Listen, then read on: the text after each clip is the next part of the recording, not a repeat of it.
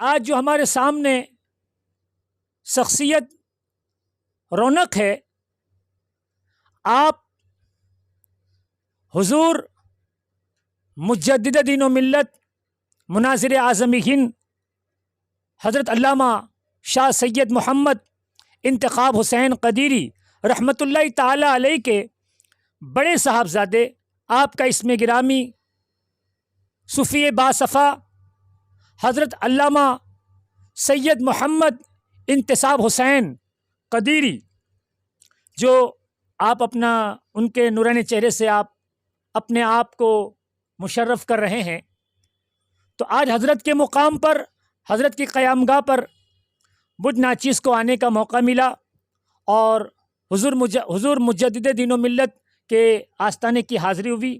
اس کے بعد حضرت سے ملاقات ہوئی، تو میرے لیے یہ ضروری ہے کہ میں حضرت سے کچھ بات عرض کروں تاکہ لوگوں تک معلومات پہنچے۔ وہ یہ ہے کہ حضرت کی ذات گرامی مجدد دین و ملت مناظر اعظم ہند رحمۃ اللہ تعالی علیہ کی خدمت کرنے کا مجھ ناچیز کو بھی موقع ملا سرزمین صورت پر، اور سرزمین صورت پر جو آپ کی خدمات ہیں وہ ایک سورج کی طرح روشن ہیں۔ تو خیر، آج میں حضرت سے یہ بات عرض کرنا چاہتا ہوں کہ حضور مجدد دین و ملت مناظر اعظم ہند رحمۃ اللہ تعالی علیہ کا شجرہ مختصر، نسب نامہ مختصر، اور آپ کس سلسلے سے واقف ہیں یہ آپ مختصر اور جامع طریقے سے لوگوں کو آپ بتانے کی کوشش کریں۔ نحمدہ ونصلی ونسلم علی حبیبہ الکریم، اما بعد۔ آپ کا خیر مقدم ہے سرزمین مراد آباد شریف پر، اور آستان عالیہ قدیریہ حضور مجدد مراد آبادی رضی اللہ تعالیٰ عنہ کے سجادہ نشین کی حیثیت سے میں آپ کا اور آپ کے ساتھ جو حضرات تشریف لائے ہیں ان کا استقبال کرتا ہوں۔ واقفیت آپ سے سوشل میڈیا کے ذریعے پہلے سے بھی تھی، لیکن بالمشافہ پہلی مرتبہ آپ سے ملاقات ہوئی ہے، اور میں یہ نہیں جانتا تھا کہ آپ سرزمین صورت سے ہی وابستہ ہیں، اور آپ کی مادر بھومی جو ہے وہ سرزمین صورت ہے۔ تو میں سمجھتا ہوں کہ آپ کے لیے اور آپ کے جو سورت یا گجرات کے ویورز ہیں ان کو یہ جاننے کے لیے اور پہچاننے کے لیے کہ حضور مجدد مراد آبادی امام سید محمد انتخاب حسین قدیری اشرفی مداری رضی اللہ تعالی عنہ کیا ہیں، ان کی شخصیت کیا ہے، ان کے کمالات کیا ہیں، تو یہ صورت والوں کو جاننا بہت آسان ہے، اس لیے کہ حضور مجدد مراد آبادی رضی اللہ تعالی عنہ نے اسلام و سنیت کی تبلیغ و اشاعت کا جو اہم کام کیا ہے، اس کے زیر اثر جو ایک اہم حلقہ رہا ہے وہ صورت کا رہا ہے، اور آپ نے اپنی زندگی کا ایک لمبا عرصہ صورت والوں کو دیا ہے، اور صورت میں سنیت کا چراغ روشن اور منور کیا ہے۔ تو حضور مجدد مراد آبادی رضی اللہ تعالی عنہ کی پوری زندگی اسی مشن کے آس پاس گزری ہے، اور اسی مشن میں وقف ہوئی ہے کہ آپ نے ہمیشہ تن من دھن، یہ ایک کہاوت کے طور پر استعمال ہوتا ہے، مگر حقیقتاً تن من دھن سے آپ نے سنیت کا کام کیا۔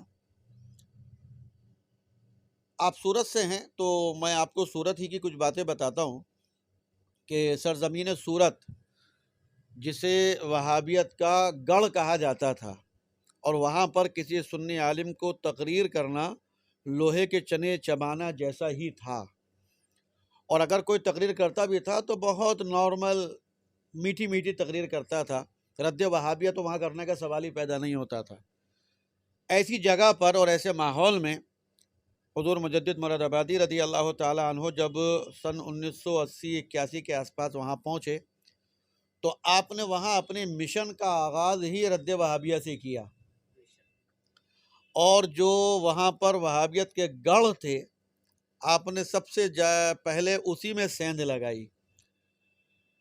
نتیجہ یہ ہوا کہ آپ کے دورے سے پہلے، آپ کے وہاں پہنچنے سے پہلے لوگوں کو یہ لگ رہا تھا کہ آپ کا وہاں رکنا مشکل ہو جائے گا، ٹکنا مشکل ہو جائے گا، تقریر کرنا مشکل ہو جائے گا۔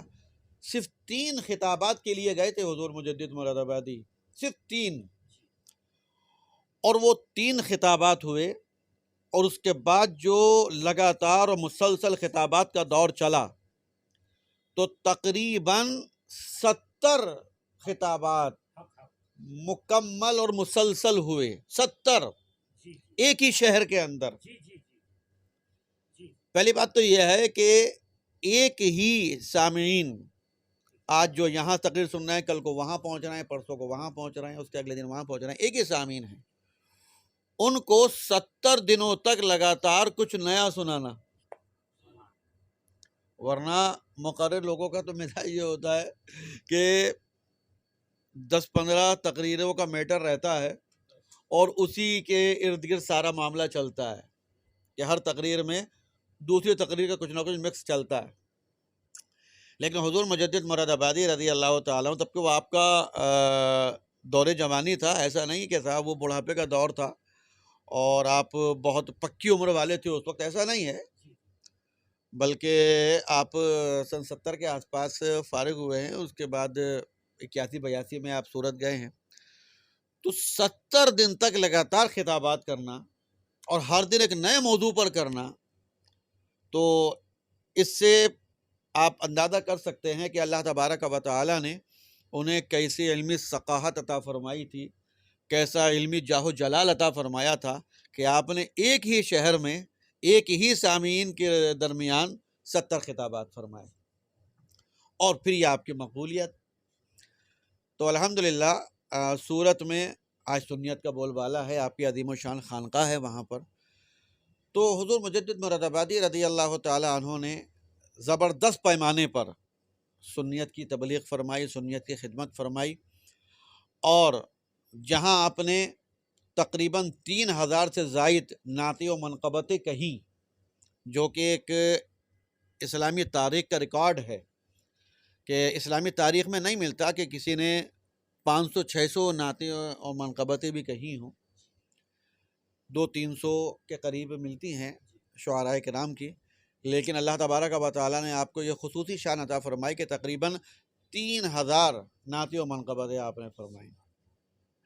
اس کے علاوہ تقریباً 160 کتابیں آپ نے مختلف موضوعات پر تحریر فرمائیں، اور قرآن کریم کا اردو ہندی ترجمہ بصیرت الایمان کے نام سے آپ کا منظر عام پر ہے، اور اس کے علاوہ اسی میں تفسیر قدیری بدیعی ہے۔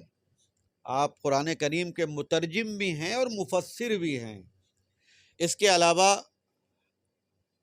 حنفی مسلک کو سپورٹ کرنے والی احادیث کریمہ کا مجموعہ جامع مداری شریف 3 جلدوں پر مشتمل، یہ آپ کا ایک عظیم کارنامہ ہے۔ تو الحمدللہ آپ محدث بھی ہیں۔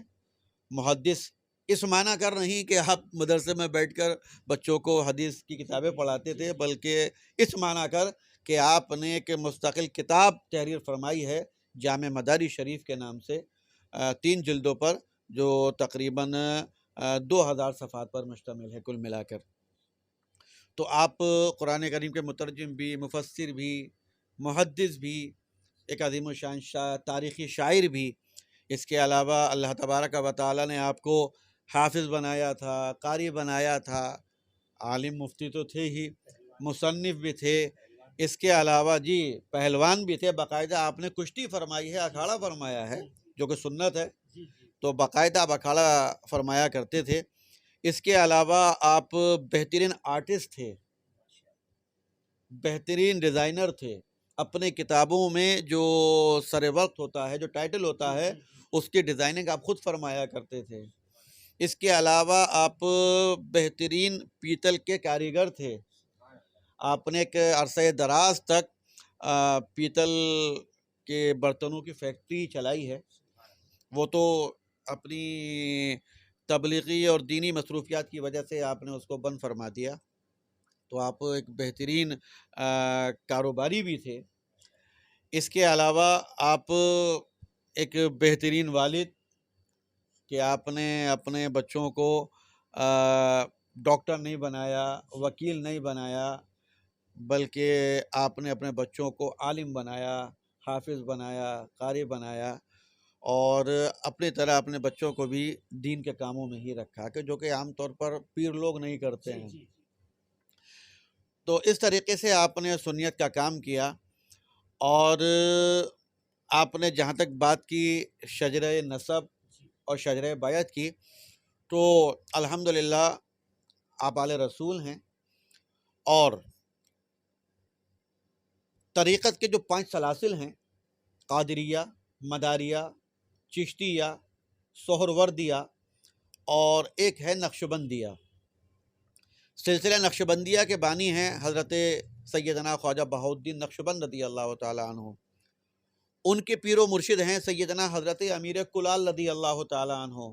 سوخار شریف، روس کی طرف ان کا مزار پاک آستانہ ہے.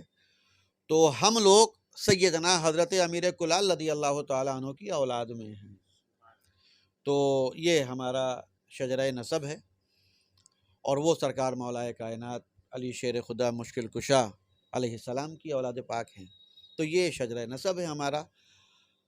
اس کے علاوہ جہاں تک شجرہ بیعت کی بات ہے، تو حضور مجدد مراد آبادی کے پیر و مرشد سیدنا تاج الاولیاء قطب زماں حضرت علامہ شاہ سید محمد عبد القدیر میاں پیلی بھیتی رضی اللہ تعالیٰ عنہ ہیں، کہ جو مرید اور صاحبزادے ہیں سیدنا سرکار اللہ میاں پیلی بھیتی رضی اللہ تعالیٰ عنہ کے. اور وہ مرید تھے سرکار تاج الفقہا حاجی شاہ جی محمد شیر میاں پیلی بھیتی رضی اللہ تعالیٰ عنہ کے. تو اسی مناسبت سے آپ اپنے نام کے ساتھ قدیری لکھتے تھے. اور آپ کو اپنے پیر کے نسبت سے اتنا پیار اور اتنا لگاؤ تھا کہ آپ خود تو قدیری تھے تو لکھتے تھے. آپ نے اپنے ہر مرید کو ہمیشہ قدیری لکھنے کی ہی تنبیہ فرمائی. تب کہ ہر پیر اپنے نام کی نسبت دیتا ہے. تو آپ نے کبھی یہ پسند نہیں فرمایا کہ آپ کے نام کے ساتھ آپ کے مرید کو اپنے نام کے ساتھ انتخابی لگائے. آپ نے دیکھا ہوگا کہ ہمارا کوئی مرید اپنے نام کے ساتھ انتخابی نہیں لگاتا ہے. ہماری خانقاہوں کا نام پہ کوئی خانقاہ انتخابیہ نہیں ہوتا ہے، خانقاہ قدیریہ، اشرفیہ، مداریہ ہوتا ہے.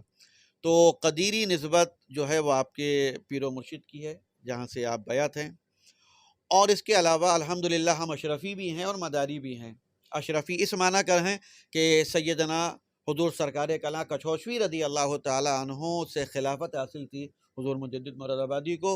اور مداری نسبت اس لیے تحریر کی جاتی ہے کہ سیدنا حکیم الامت حضرت علامہ شاہ سید ولی شکو میاں جعفری رضی اللہ تعالیٰ عنہ سجادہ نشین مکن پور شریف، ان سے آپ کو شرف خلافت حاصل ہے. تو اس لیے آپ کے نام کے ساتھ اشرفی اور مداری نسبت بھی لکھی جاتی ہے. تو یہ آپ کا شجرہ بیعت ہے. اس کے علاوہ